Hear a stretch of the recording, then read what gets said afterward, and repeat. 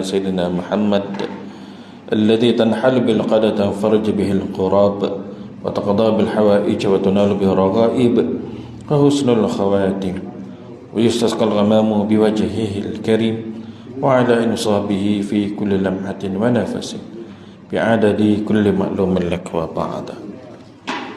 Alhamdulillah, syukur pada Allah yang telah mengurniakan pada kita kehidupan lagi pada pagi ini, dapat celik mata, dapat melihat, dapat melangkah, dapat bangkit, bangun, mandi, kemudian solat sunat, mananya kesempatanlah, kemudian datang hadir ke masjid kita, surau kita untuk mendirikan solat berjamaah subuh. Semuanya kurnia daripada Allah Subhanahu wa taala, benda yang bernilai mahal, tuan-tuan. Ada orang walaupun hari cuti tapi tak ada tergerak pun hatinya kerana tak digerakkan oleh Allah. Khawatir, takut Allah Ta'ala pun tak ingin dengan dia. Kita bersyukurlah kerana adanya keinginan Allah tu kita sampai. Jadi kita memadamkan keinginan diri, kita akan melihat keinginan Allah. Kita akan memadamkan usaha ikhtiar kita, tapi kita melihat af'al Allah yang menetapkan, menggerakkan diri kita yang melangkah tu. Gitu, tuan-tuan. Maka kita takkan merasa hebat pun. Yang hebat hanyalah Allah. Syukurilah, insya-Allah. InsyaAllah kita sambung kitab kita Hidayatus Salikin karangan Syekh Abdul Samad Al-Falimbani qaddasallahu sirrah, pada bicara faedah sembahyang istikharah. Salat sunat istikharah, minta panduan Allah nak memilih yang mana satu keputusannya. Bukan semata-mata jodoh, nak bekerja, nak buat keputusan daripada mesyuarat, umpama contoh, kan banyak. Tapi kan golek tak orang buat solat istikharah ni? Tak ramai buat, tak ramai, kan. Nak mengundi pun ikut nafsu masing-masing mengundi, kan. Aku blank lah, aku ni atas pagar lah, kan. Ikutlah janji Islam contohnya lah, kan. Contoh, bukan nak bicara politik, nak bicara istikharah ni. Buat minta panduan Allah Subhanahu wa ta'ala. Allah lebih tahu apa yang lebih baik sebenarnya, itu kan. Makna istikharah iaitu memohon kebajikan daripada Allah Ta'ala, kerana Nabi sallallahu alaihi wasallam bersabda, la yukhayyibullahu man istakharah. Makna dia apa? Allah Ta'ala tidak memberi kejahatan kepada orang yang memohon kebajikan padanya. Ya, Allah Ta'ala akan dorongkan kita mana yang lebih baik daripada pilihan yang ada. Walaupun kadang-kadang tu tak ada pilihan, memang aku minat betul dengan dia ni, memang aku nak sangat pekerjaan ni, memang aku nak sangat universiti yang aku nak masuk ni, kan. Kita fikir itulah yang terbaik untuk diri kita secara zahir. Tapi benda yang di hadapan kita tahu ke, confirm ke benda tu baik? Tak, belum tentu lagi. Allah Ta'ala lebih tahu dalam rahsia dia. Maka apabila kita minta, ya Allah, kau lebih tahu daripada aku, tunjukkan aku tempat yang terbaik. Gitu, pilihan yang terbaik. Gitu dia tujuan sembahyang istikharah. Dan kata Imam Al-Ghazali rahmatan alaih dalam kitabnya Ihya Ulumuddin, sesiapa yang bercita-cita pada suatu pekerjaan sedangkan ia tiada mengetahui adakah baik dikerjakan atau ditinggalkan, maka sesungguhnya Rasulullah sallallahu alaihi wasallam telah menyuruh dengannya sembahyang sunat 2 rakaat dengan niat istikharah. Gitu dia. Banyaklah pilihan, baik daripada suami, baik daripada isteri, baik daripada anak-anak, baik daripada rakyat nak memilih pemimpin, baik daripada pemimpin nak buat gabungan, baik kita nak menentukan pekerjaan yang ditawarkan kepada kita. Aku nak sangat jawatan ni, aku dah lama dah di syarikat A ni. Dan syarikat A, katakanlah syarikat pembekalan tenaga elektrik, umpama contoh, gaji dah ada dalam 12,000, 13,000 contohnya lah, sebagai seorang pengurus kanan, kan? Dapat offer daripada syarikat oil and gas, gaji bukan 20,000, bukan 25,000, 30,000 terus, general manager. Kita pandang pada zahir, kita, ini aku dah lama dah, my dream, kan, impian aku contohnya lah, kan. Lalu dia tak minta pun istikharah, tak, kan, pergi je terus grab peluang tu. Dulu sempat dia ke masjid surau, sempat dia duduk dalam majlis ilmu dan sebagainya. Sempat menyantuni jiran tetangga dan sebagainya. Bila ada yang sakit, bila ada yang buat kenduri-kendara dan sebagainya. Mak, jadi GM syarikat sekian-sekian. Ui, masa aku yang mana dulu adalah masa katakanlah sebulan adalah lebih kurang dalam 20-30 jam ke, ataupun lebih daripada itu, adalah masa seminggu untuk penduduk, untuk masjid, surau dan sebagainya. Tiba-tiba tinggal sehari. Oh, macam mana perasaan dia tu? Memang aku dapat kesenangan, tapi aku hilang ketenangan. Barang yang mahal mana tuan-tuan antara dua tu? Tenang. Tapi kalau nak senang, salah tak? Tak salah. Tapi dia ada kesan dia. Pro and cons. Mudarat atau manfaat.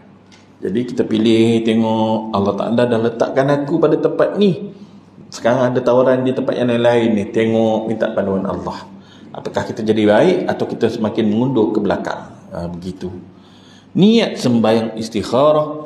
Lafaz niatnya ialah usalli salata raka'ataini sunnatal istikharah lillahi ta'ala. Saja aku sembahyang sunat istikharah 2 rakaat kerana Allah Ta'ala. Ya, gitu. Minta petunjuk daripada Allah ni. Nak belajar di sekian-sekian tempat, umpama contoh dapat tawaran universiti A, universiti B, C, D contohnya lah. Kita skor SPM bagus contohnya anak-anak kita. Lalu kita suruh dia istikharah. Kita pun boleh juga istikharah sebagai mak bapak. Dan tengok tiba-tiba sepakat. Oh, yang ni adik sama, adik pun sama dapat tandaan tu. Bukan tandaan tu mesti mimpi, bukan. Dorongan nak buat keputusan. Begitu. Solatlah sekali, 2 kali, 3 kali. Setengah orang sampai seminggu pun dia buat macam tu kan. Kerana apa? Kadang-kadang tempat yang dia pergi tu memang betul pelajarannya bagus, tetapi partner yang duduk dalam bilik dia tu tak bagus. Kita tahu ke benda tu? Allah Ta'ala lagi tahu. Yang duduk satu dorm dengan dia, yang duduk satu rumah dengan dia, tiba-tiba yang tak bagus. Kalau dia tu berpendirian dia kokoh, dia tak mengikut keadaan, tapi dia yang mencorakkan keadaan. Tapi kalau dia jenis yang goyang, dia akan terikut dengan persekitaran dia. Tiba-tiba rakan serumah 6 orang, 4 orang atau 5 orang, semua jenis tak sembahyang. Dengan dia boleh terjangkit, jadi malas sembahyang. Tapi kalau dia orang yang kuat, tak mengikut dengan keadaan, tapi dia tetap dengan diri dia yang boleh berusaha untuk mengubah keadaan tu. Gitulah antaranya. Sebab orang yang tak solat ni tuan-tuan, kesan dia bila kita duduk dengan bersama dia, ada musibah besar kat situ. Ada musibah dia. Situ dia. Baik. Bacaan pada rakaat yang pertama dan kedua selepas Fatihah, kau baca Qul ya ayyuhal kafirun. Yang pertama. Yang kedua, Qul huwallahu ahad. Maklum dah kan? Main maklum ni. Dan doa istikharah apabila selesai daripada sembahyang itu, bacalah doa ini. Dan ya Allah, aku memohon pemilihanmu. Ya Allah, aku mohon penetapanmu. Menerusi ilmumu. Engkau lebih mengetahui daripada aku, ya Allah. Aku tak tahu apa pun. Hanya aku tahu yang zahir, yang nampak ni je. Tapi yang kemudian, aku tak tahu. Aku memohon kekuatanmu menerusi kudratmu. Aku memohon limpahan yang besar darimu, kerana sesungguhnya engkau maha kuasa sedangkan aku tak ada kuasa pun. Lemahnya kita. Engkau maha mengetahui sedangkan aku tidak. Dan engkau mengetahui segala yang gaib, benda yang kita tak nampak, benda yang akan datang kita tak tahu. Allah Ta'ala lebih tahu. Yang ke belakang, yang semasa, yang ke depan Allah Ta'ala tahu. Kita yang tahu benda yang dah sudah. Benda yang sekarang ni pun kejap lagi nak cakap apa pun tak tahu. Makan apa pun tak tahu. Sarapan kejap lagi tengah hari petang tak tahu. Mungkin kita merancang nak pergi sekian tempat, nak pergi makan dengan anak-anak. Tiba-tiba tutup kedai tu, pergi tempat lain rupanya. Contohnya. Banyak. Ya Allah, sekiranya engkau mengetahui bahawa urusan ini, sebutkan hajat tu apa benda. Aku nak belajar di sekian-sekian tempat ni, ya Allah, contohnya. Aku nak memilih antara pilihan untuk aku nikahi ini, ya Allah. Aku nak memilih antara pekerjaan yang ditawarkan ini, ya Allah, contoh. Adalah baik bagi aku dan pada agamaku. Nampak ni, untuk apa jaga iman ni tuan-tuan dia? Tiba-tiba dapat pergi syarikat yang kita nak tu, dia punya social life dia terbang iman kita kan. Pekerja-pekerja perempuan dia pakai kain tak cukup atas lutut kan. Kalau bawah daripada lutut tu dia okey lagi, ni atas lutut ataupun 2 jengkal daripada pinggang, maut jawab dia kan. Sebab tu adik ipar dia berhenti, dia join syarikat lain, syarikat architect firm lah. Syarikat dia, syarikat yang pertama yang dia kerja tu, syarikat yang nombor 1 di Malaysia ni lah kan. Bila annual dinner tuan-tuan, dia hanya kerja 2 tahun je, lepas tu dia lompat kerja lah. Yang tak nak lah walaupun gaji mahal ya. Annual dinner ada hidangan arak. Bila dah ada hidangan arak tu, tak cerita lah staff macam mana tuan-tuan walaupun nama bos company tu orang Melayu sekali pun gitu ya. Lalat lompat kerja lain, tak apalah abang, walaupun gaji kurang 500-800 tak apa, lebih selesa iman kita, dia kata. Gitulah mujahadah dia. Baik, lagi adalah baik bagiku pada agamaku dan duniaku dan pada kesudahan urusan aku. Betul dah? Sama ada cepat ataupun lambat, maka takdirkanlah ia untuk aku kan. Kemudian permudahkanlah ia bagiku, dan sekiranya engkau mengetahui, memang confirm Allah Ta'ala mengetahui kan. Bukan maknanya sekiranya engkau mengetahui ni maknanya mungkin Allah Ta'ala tahu ke atau tak tahu ke, bukan gitu. Ini seni dalam berbahasa. Jangan kira dengan orang Wahabi sekarang dia kata apa doa macam ni nya. Bukan, dia sastra ni lain gitu ya. Mengetahui bahawa urusan ini sebutkan buruk bagi aku pada agamaku dan kehidupan aku jadi porak-poranda umpama contoh, dan kesudahan urusan aku sama ada cepat atau lambat, maka palingkanlah ia daripada aku tak memilih yang tu, pilihan tu. Dan takdirkanlah aku kebaikan dalam apa jua keadaan sekalipun, sesungguhnya engkau maha kuasa dalam segalanya, dalam menentukan segala sesuatu tu. Gitu ya. Nak beli kereta contohnya lah kan, keluarlah Honda ni, siap ada hybrid lagi, keluar pula Toyota Cross dan sebagainya, saiz lebih kurang sahaja kan. Buatlah kiraan berapa minyak dia dan sebagainya, berapa dia punya road tax, berapa dia punya insurans dan sebagainya. Dan kita fikir begitulah. Rupa-rupanya kita tak fikir kan, apakah kenderaan yang kita bawa ni selamat, tak bermasalah dan sebagainya. Kita tak boleh lari semua benda tu. Kita pun ambil lah Honda HR-V hybrid yang baru tu kan. Pakai 3 hari jam. Sistem komputer yang dia buat tu ada masalah rupa-rupanya. Itu kena dekat bira sana kan. Menyesalnya aku beli. Serabut kepala tuan-tuan, tengah bawa ni enjin mati, lock terus, tok semua lock, tak boleh keluar. Macam kan, berat kes ni kan.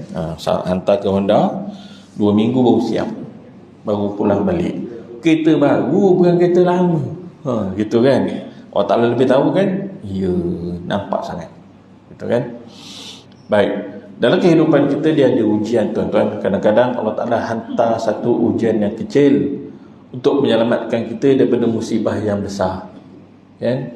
Kadang-kadang Allah Ta'ala datangkan umpama contoh musibah apa, nak pergi kerja ni, nak balik kampung ni, bocor tayar kan, nampak kempis dah baru isi 2 hari lepas anginnya bagi penuh balik, tiba-tiba kempis balik. Ini mesti ada paku ataupun ada skru.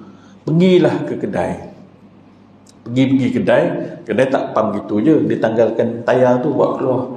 Rupanya tayar dah lama haus, tak perasan rupanya kan, dah lama dah haus tu, kiri kanan ataupun makan tengah sebab terlebih isi angin tu kan. Maka maknanya musibah terkenanya paku tu, angin tu kurang, petanda nak suruh tukar tayar. Kalau kita tak tukar dan tak berlakunya pancit kesan daripada masuknya paku, apa akan terjadi bila hujan lebat? Corner laju terbabas. Apa akan jadi musibah lebih besar daripada itu? Hilang nyawa. Hilang nyawa orang mungkin, hilang nyawa kita pun mungkin. Lalu Allah Ta'ala datangkan benda-benda macam ni kan? Itulah dia cara Allah Ta'ala ajar didik kita. Baik, hadis bagi sembahyang istikharah. Dan kata Imam Al-Ghazali rahmatullahi alaih, sesungguhnya hadis bagi sembahyang istikharah ini diriwayatkan oleh Jabir bin Abdullah dengan katanya, kana Rasulullah sallallahu alaihi wasallam yu'allimuna al-istikharata fil umuri kulliha kama yu'allimuna as-surata minal Quran. Rasulullah sallallahu alaihi wasallam telah mengajarkan kami sembahyang istikharah itu pada segala urusan, sebagaimana ia mengajar kami satu surah daripada Al-Quranul Karim. Maknanya benda bukan benda kecil pun, benda besar. Nak pula kalau kita ni orang yang ada orang bawahan, ketua jabatan, pengurus yang mengurus orang bawahannya, lebih-lebih lagi yang atas-atas lagi daripada itu kan, pemimpin masyarakat, esok tu banyak benda dia nak kena buat kan, nak menentukan keputusan, nak tanda tangan perjanjian itu, ini dan sebagainya. Lagi pimpinan-pimpinan sama ada negeri, daerah, negara, dan bahkan sultan sekali pun sangat-sangat perlu untuk dia amalkan benda ni setiap malam ataupun setiap pagi waktu duha tu pun boleh kan. Ya Allah, aku akan ada urusan sekian pada hari ini, dan bagi dorongan bagiku ya Allah yang baik-baik, yang kau tahu rahsianya di hadapan apa yang nak berlaku, maka kau dorongkan aku buat pilihan yang terbaik itu ya Allah. Itu secara umum, secara tak detailnya lah gitu ya. Kata-kata para hukama mengenai istikharah. Dan kata Imam Al-Ghazali rahmatullahi alaih, ya, setengah hukama berkata sesiapa yang Allah Ta'ala berikan 4 perkara, nescaya tiada ditegahkan daripada 4 perkara. Maknanya kita jaga 4 ni, selamatlah. Sesiapa yang diberikan kesyukuran, nescaya tiada ditegahkan pertambahan nikmatnya. Orang yang bersyukur, orang yang bersyukur ialah orang yang bertakwa. Tuan-tuan ya, la in syakartum la azidannakum wa la in kafartum inna azabi lasyadid. Jika sekiranya kamu mensyukuri nikmatku kepadamu, nescaya aku tambahi nikmat tu. Tapi jika sekiranya kamu kufur, sesungguhnya azab aku teramat pedih. Syukur-syukur tu tanda dia apa? Pekerjaan dia apa? Takwa. Takwa, maka Allah Ta'ala berikan rezeki. Kerana rezeki dia datang daripada banyak punca, antaranya takwa. Taat mak bapak, takwa. Menghubungkan silaturahim, takwa. Menjaga salat, takwa. Puasa dan lainnya, takwa. Menahan diri daripada maksiat, tanda takwa. Bahkan lebih tinggi daripada amalan yang fardu. Menahan diri daripada maksiat lebih tinggi, lebih dituntut lagi kan? Tanpa menafikan yang fardu-fardu tu pun dituntut. Itu dia kan, faedah dia besar tu. Lagi memperbanyakkan salawat pada Nabi sallallahu alaihi wasallam, perbanyakkan zikir, istighfar dan sebagainya. Ni semua ketandaan-ketandaan takwa ni. Allah Ta'ala bagi rezeki daripada situ. Ya, Allah Ta'ala bagi rezeki. Rezeki bukan saja mata benda. Benda yang kita makan, benda yang kita milik, rumah, tanah, kenderaan dan sebagainya. Bukan tu rezeki luas kan. Dan banyak-banyak rezeki tu di antaranya adalah nikmat sihat. Makcik dah berapa tahun umur? Dah 65. Oi, Alhamdulillah, bagusnya. Dulu kerja apa? Dulu saya CEO sekian-sekian. Oi, CEO rupanya. Anak-anak semua macam mana? Anak-anak semua Alhamdulillah kan. Dulu masa jadi CEO sebenarnya memang ada target ke? Nak jawatan macam ni ke? Ataupun target sesuatu yang lebih besar daripada tu? Ada target tapi tak sampai katanya. Oh, nak target macam mana? Nak dapat gaji yang 70,000 lah, tapi tak dapat yang 50 sahaja. Oh gitu.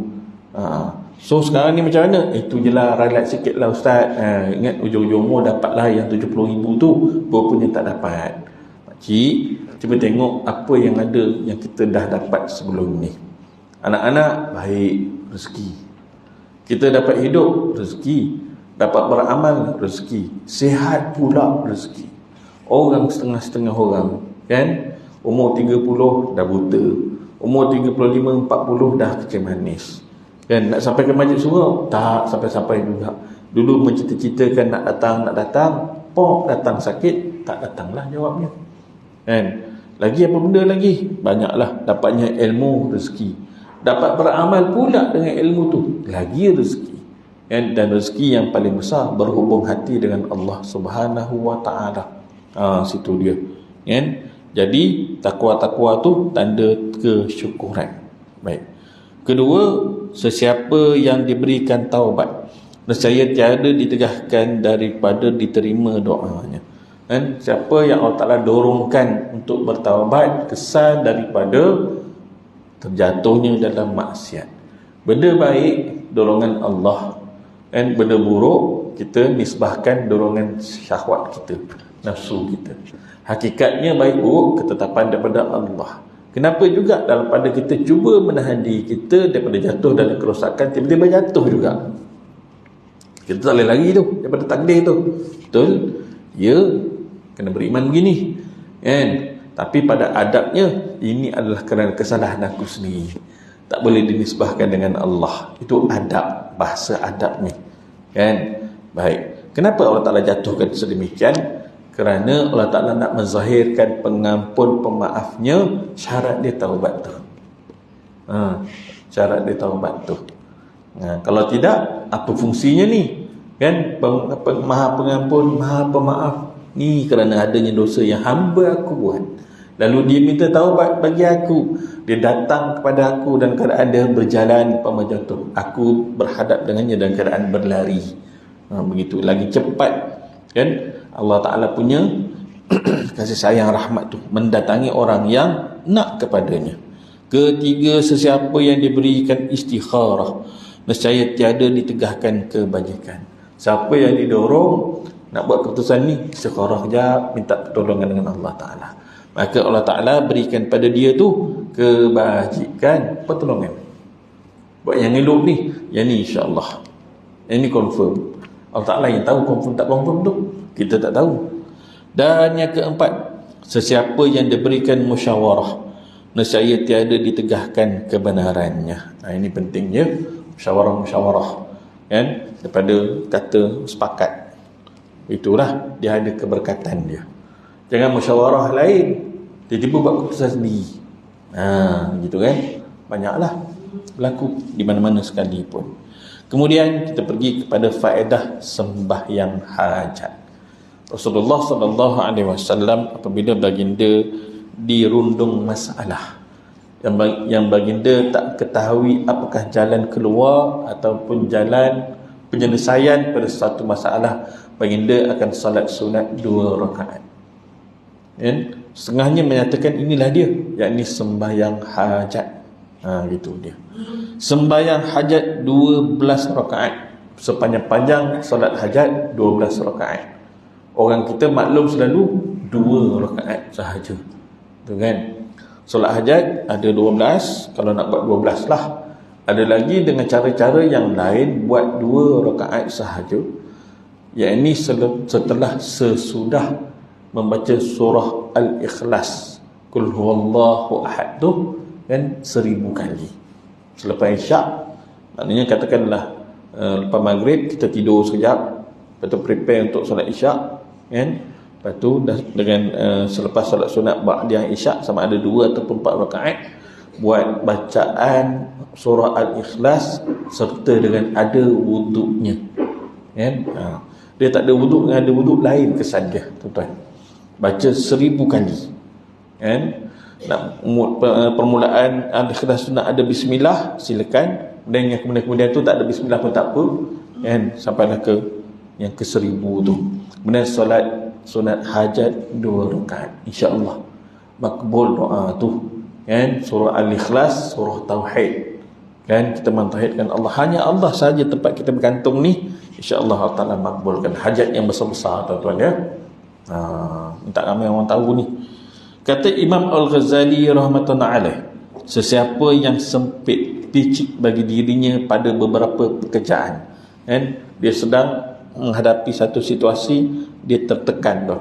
Sedangkan ia sangat berhajat pada perkara yang susah itu demi kebaikan agamanya dan dunianya, maka hendaklah ia sembahyang hajat. Sesungguhnya telah diriwayatkan daripada Wuhaib ibn al-Ward bahawa beliau berkata bahawasanya doa yang tidak ditolak itu ialah sembahyang seseorang hamba Allah sebanyak 12 rakaat. Yang dibaca pada tiap-tiap rakaat itu Ummul Quran Fatihah dan dibaca bersamanya Ayatul Kursi, dan Qul Huwallahu Ahad. Maka apabila ia selesai daripada sembahyangnya yang 12 rakaat itu, yakni selepas memberi salam, maka ia hendaklah sujud bagi Allah serta berdoa. Selesai 12 rakaat tu, dan dia sujud sekali. Dan selepas bagi salam tu, sujud. Dalam sujud tu dia minta doa. Yang popular masyarakat kita, tak salah pun, dia sujud yang terakhir itu bersama-sama dengan imam. Kalau dia buat secara berjamaah lah, maka imam pun mendoakan ketika mana sujud tu. Kita pun masing-masing juga doa benda yang sama ataupun doa benda untuk diri kita sendiri. Itu je lah kan. Itu yang maklum lah. Ini antara kaedah lagi yang diterangkan. Setelah selesai solat tu, baik 2 rakaat ke 6 rakaat ke 12 rakaat ke, paling banyak kan, kemudian selesai salamnya tu lalu sujud sekali dan doa ketika sujud. Kenapa dituntut doa ketika sujud tu? Kerana waktu kita sujudlah paling dekat kita dengan Allah Subhanahu wa ta'ala. Apabila menjadi ahli syurga kelak, saat ketika mana selepas Nabi SAW naik ke atas mimbar membacakan khutbah. Mimbar itu 500 tahun perjalanannya tinggi, daripada permata delima berwarna merah. Tuan-tuan dia, mimbar tu tinggi.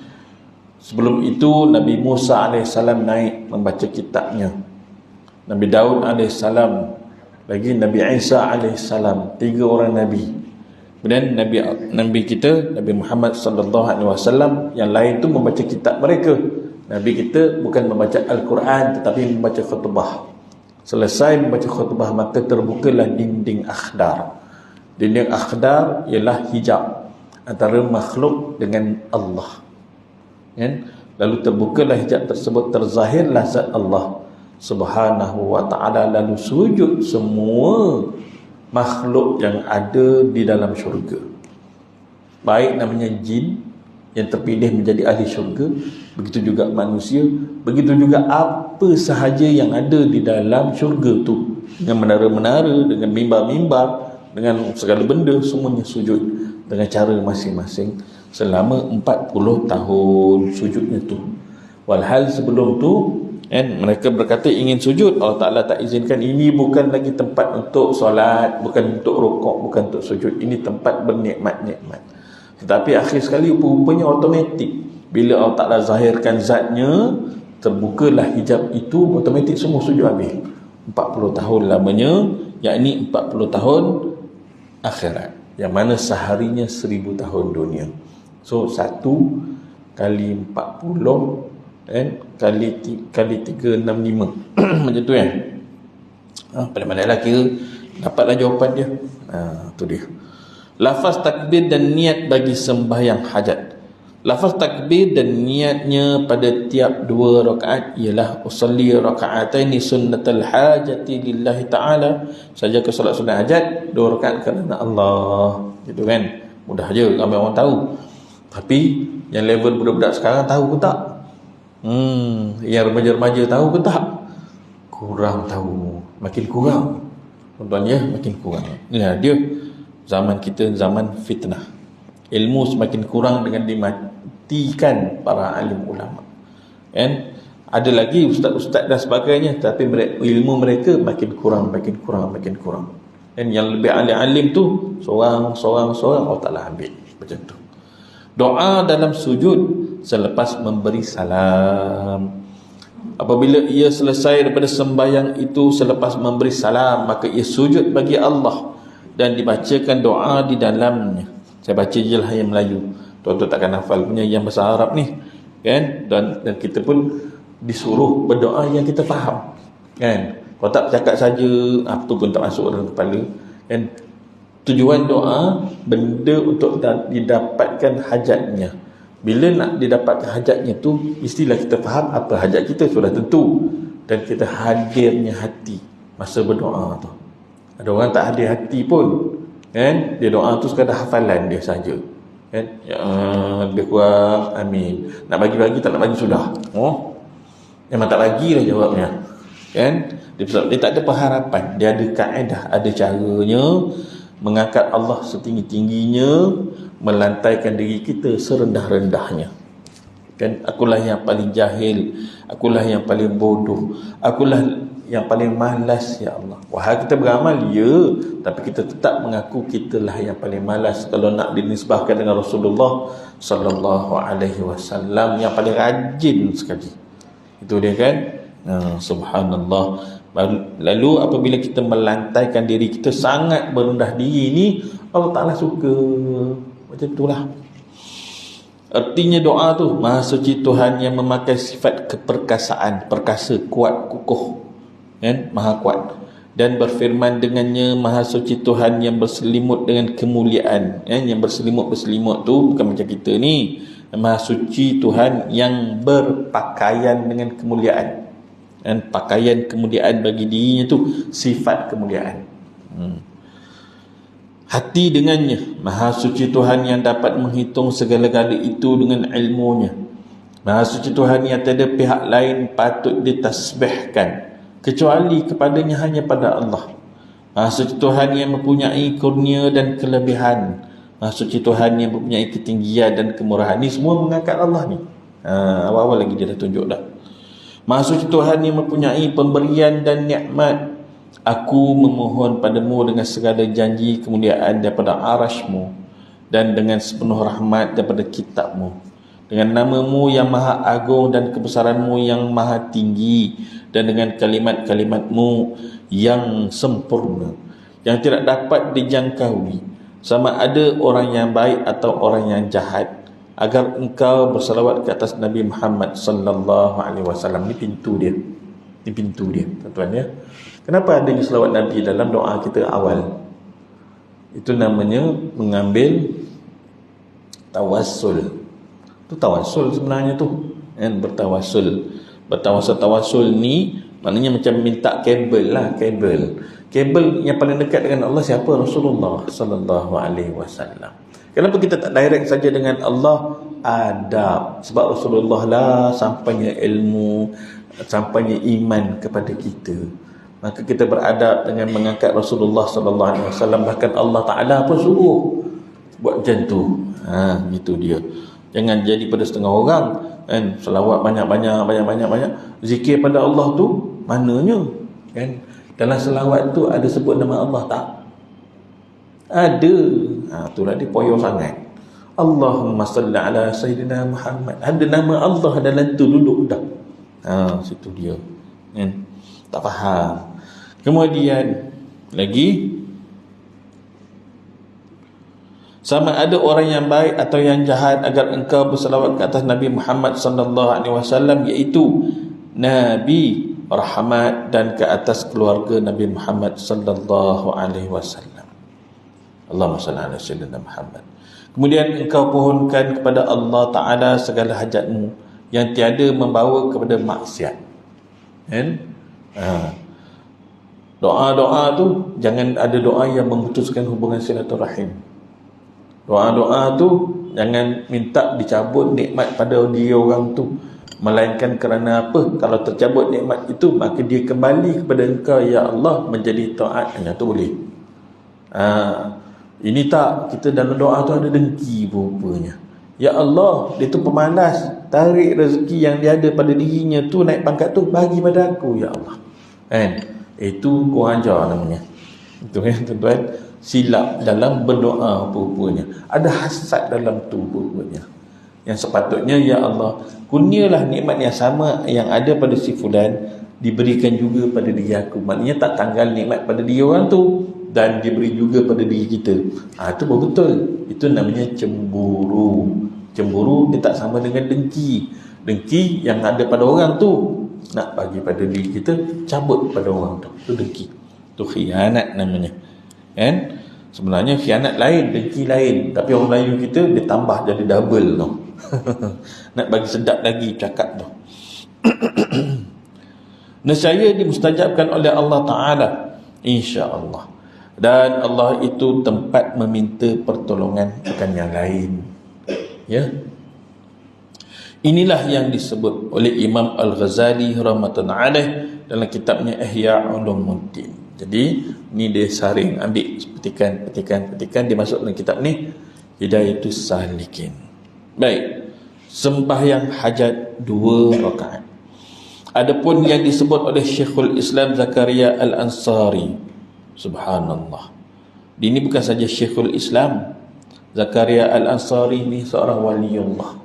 Tuan-tuan ya, Syekh Zakaria Al-Ansari pernah satu hari seorang remaja yang buta dia tu sejak lahir, kedengaran nama Syekh ni, nak minta doa daripada dia, moga-moga doa tu makbul lah. Sahabat-sahabat Rasulullah sallallahu alaihi wasallam, tuan-tuan, adanya radhiyallahu anhu, radhiyallahu anha, mereka ini para wali Allah. Kemudian daripada bawah lagi, daripada itu tabi'in dan sebagainya, untuk wali yang ada di mana-mana negara sekalipun. Wali siapa lagi? Wali Allah Syekh Abdul Qadir Jailani, wali Allah, tapi bukan sahabat Rasulullah sallallahu alaihi wasallam. Dan itu pun hebat dah, tapi ranking sahabat lebih atas daripada mereka, yang mana mereka itu sahabat sezaman dengan Rasulullah, bahkan ada yang bertemu mata dengan Rasulullah, bahkan mengambil hadis-hadis direct dengan Rasulullah sallallahu alaihi wasallam. Ranking dia lebih atas, bukan saja wali, bahkan dia sahabat Rasulullah, maka ranking dia lebih. Itu ya. Baik, cerita tentang orang yang buta tadi tu. Lalu remaja ini mendatangi Syekh Zakaria Al-Ansari, minta, wahai Tuan, doakan bagi aku sembuh daripada butaku. Lalu diberi syarat oleh Syekh Zakaria kepadanya, wahai anak muda, sejak bila engkau buta ni? Sejak lahir. Bagi diri kita macam mana, tuan-tuan? Mustahil sembuh kan, berbanding orang yang buta kemudian, kan? Oh, sejak lahir. Tak apalah, aku doakan bagi Allah, tetapi dengan satu syarat. Jika sekiranya engkau ni disembuhkan oleh Allah menjadi celik, engkau tidak boleh pulang ke kampung engkau kecuali setelah aku mati. Dia kata, setuju ataupun tidak? Kalau kau tak setuju, kau baliklah. Kalau kau setuju, aku doakan. Lalu dia berdoa, lalu orang tu setuju, lalu didoakan oleh Syekh Zakaria Al-Ansari ni. Doa-doa sembuh, tuan-tuan, celik biji mata. Benda yang dikehendaki oleh Allah, tak ada siapa boleh sekat, tak ada siapa boleh halang. Benda yang kalau Allah Ta'ala tak kehendaki, tak ada siapa boleh bagi. Contoh, Nabi Muhammad sallallahu alaihi wasallam, pak saudara dia Abi Talib, tak beriman sampai bila-bila pun, sampailah pada matinya, kerana Allah Ta'ala tak kehendaki. Walaupun ya berhajat tu Rasulullah sallallahu alaihi wasallam, menunjuk kata apa? Mutlak kuasa Allah. Aku nak bagi, aku bagi. Aku tak bagi, tak bagilah. Sama dengan kes yang ni, dia nak bagi sembuh, dia bagi sembuh. Teringat si fulan ni, pesanan Syekh Zakaria Al-Ansari setelah mana sembuhnya tu, bahawa dia tak boleh pulang ke kampung, sehinggalah Syekh Zakaria meninggal dunia. Tak sampai setahun selepas tu meninggal dunia Syekh Zakaria Al-Ansari. Barulah remaja tadi balik ke kampungnya. Balik kampung, viral lah. Bukan ada WhatsApp time tu, khabar dari mulut ke mulut saja. Macam mana kau ni dulu buta, daripada lahir tiba-tiba boleh sembuh ni? Dengan siapa ni kau pergi berubat dan sebagainya ni? Kat Beranang ke? Tak lah. Ni kat Mesir. Itu tuan-tuan ya. Lalu diceritakanlah, aku memohon doa daripada Syekh Zakaria Al-Ansari ni, waliullah. Kenapa dia letak syarat tu, tuan-tuan? Jangan pulang ke kampung melainkan aku mati dulu baru aku balik. Sebab dia tak nak kemahsyuran. Dia tak nak kemahsyuran. Orang angkat-angkat dirinya, ni Tok Wali ni Tok Wali ni. Tak. Dia lagi nak sorok diri dia. Tu macam tu. Orang kita hari ni dapat mimpi, kata dapat ilmu ladunni, poyo yang amat. Poyo yang amat. Dia Dia kata Allah Ta'ala datangkan dalam mimpi dia, akulah yang memiliki segala ilmu dan aku kuasa untuk menyampaikan ilmu itu sebagaimana burung yang boleh pergi mengambil makanan di luar untuk disuapkan ke dalam mulut anak-anaknya. Begitulah aku. Lalu terjaga, beritahu pada orang ramai, aku dapat ilmu laduni. Tiba-tiba mengajar, sesat barat habis. Sebab tak berguru. Laduni apanya? Ini yang berlaku pada zaman kita hari ini, tuan-tuan ya. Pembohong besar. Rupanya mimpi itu syaitan. Itu ya.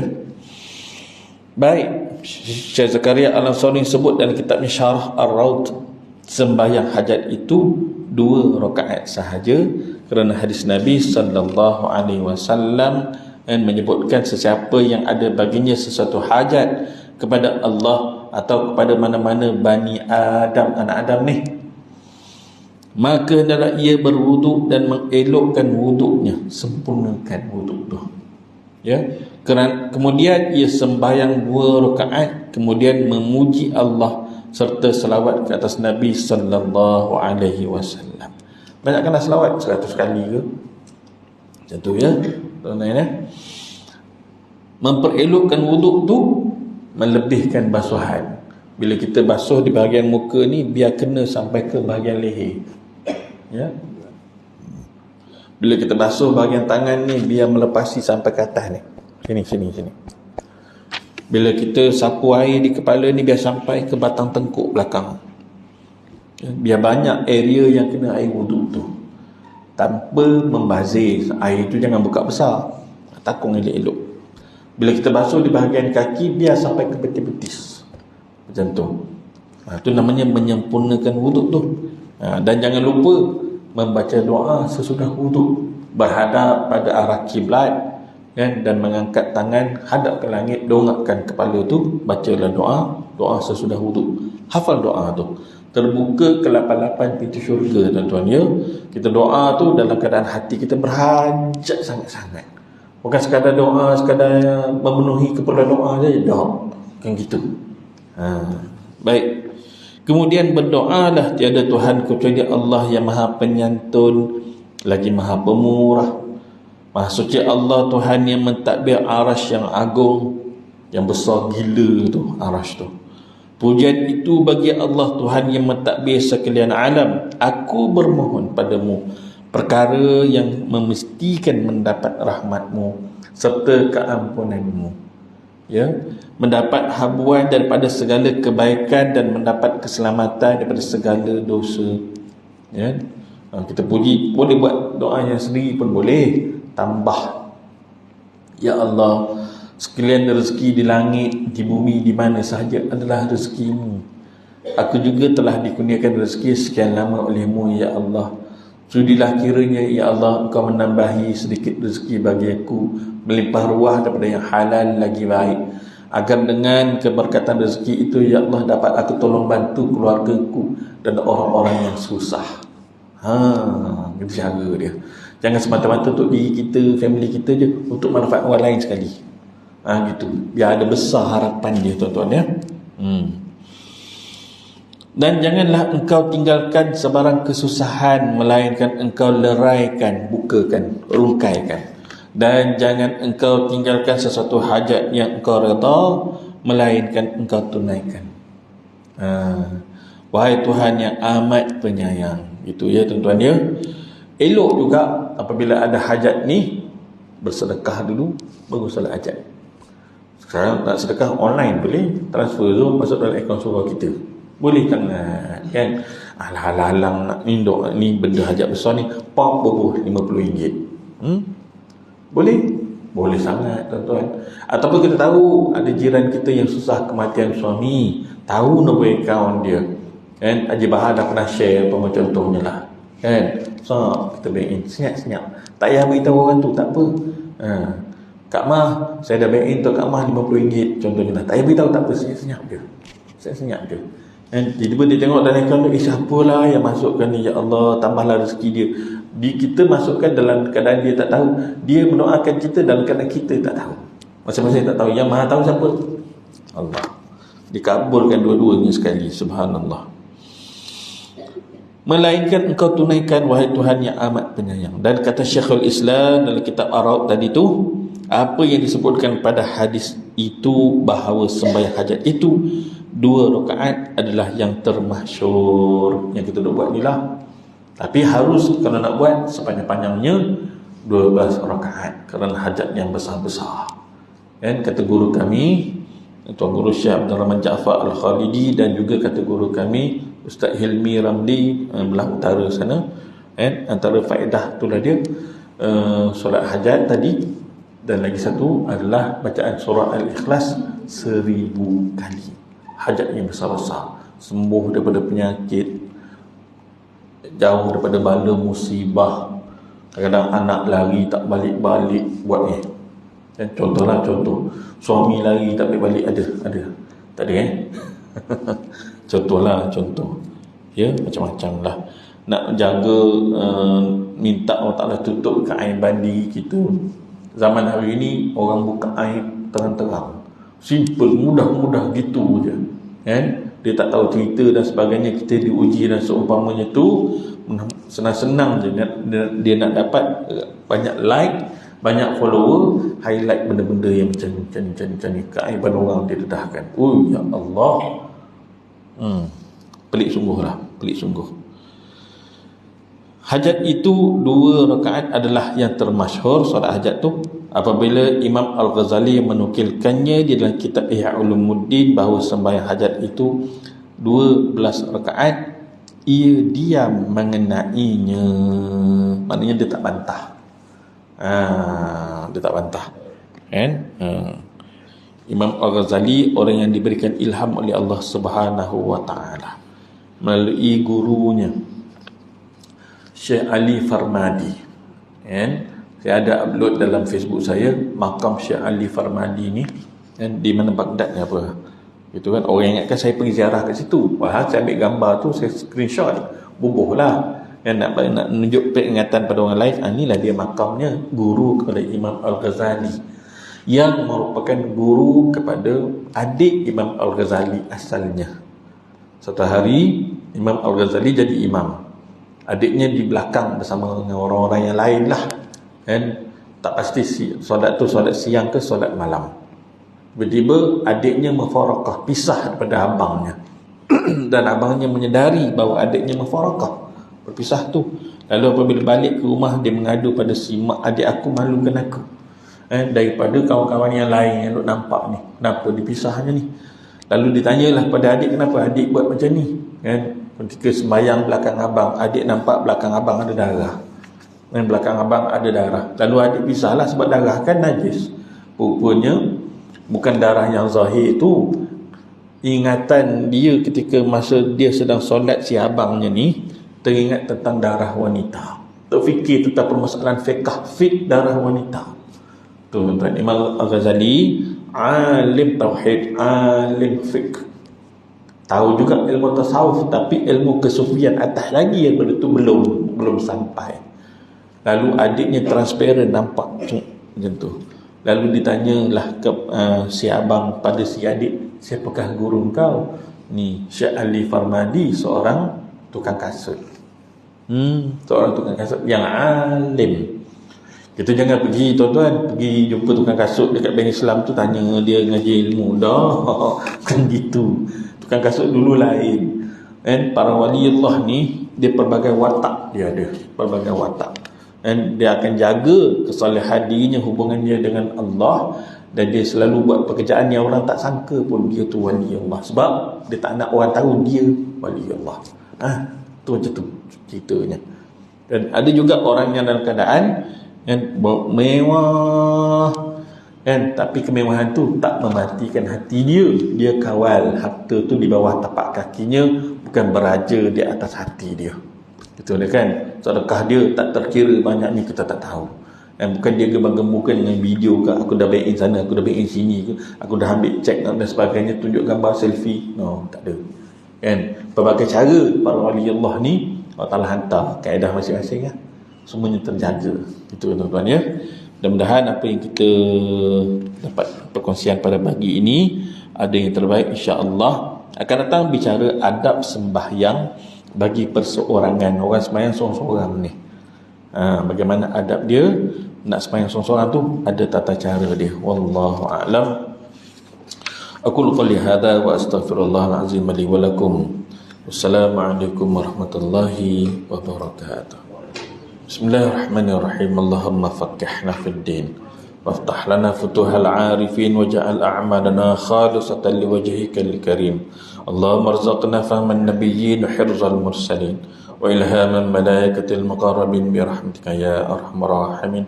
Allahumma jam'ana hadha jam'an marhuma wa tafarraqna min ba'dihi tafarraqan ma'suma. Allahumma ja'alna minal muradin, Allahumma ja'alna minal majzubin. Wa sallallahu ala sayyidina Muhammad wa ala alihi wa sahbihi wa baraka wa sallam. Walhamdulillahi rabbil alamin. Taqabbalallahu minna wa minkum.